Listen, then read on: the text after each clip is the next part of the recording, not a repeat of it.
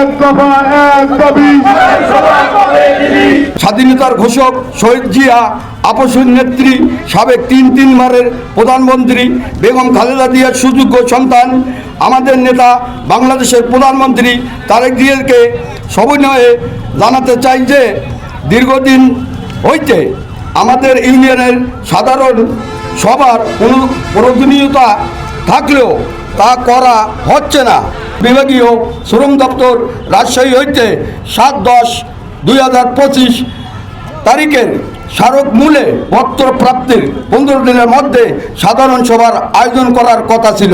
2/5/2026 তারিখ সাধারণ সভার জন্য সকল প্রস্তুতি গ্রহণ করা হলো এবং তা করতে জেলা প্রশাসক মহোদয় রংপুর সাধারণ সভার করার নিমিত্তে শ্রমিকদের অসন্ত করলেও কোনো আঘাত কারণে তিনি করতে অস্বীকৃতি জানান।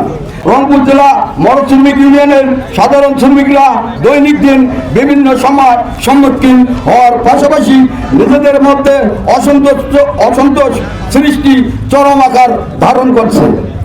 আমাদের সাধারণ সভার কোনো সিদ্ধান্ত না নিলে আমরা পথে নামতে বাধ্য হব, রোডে নামতে বাধ্য হব, পথে নামতে বাধ্য হব।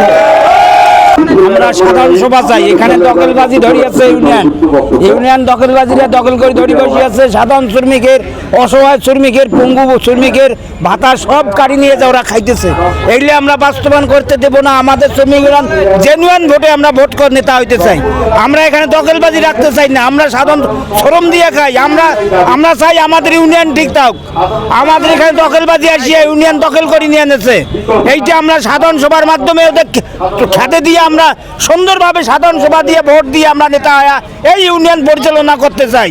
আমার শ্রমিক ঐক্য পরিষদের আহ্বায়ক সাহেব আপনাদের সম্মুখে আলটিমেটাম দিয়েছেন, আগামী 10 তারিখের মধ্যে এর যদি একটা কোনো সুষ্ঠু সুরাহা না হয় তা আমরা শ্রমিকরা রাজপথে নামতে বাধ্য হব এবং শ্রমিকরা আমরা কর্মবিরতি দিতে বাধ্য হব এবং সমস্ত আমাদের রংপুরের গাড়ি ঘোড়া বন্ধ করে আমরা দেব।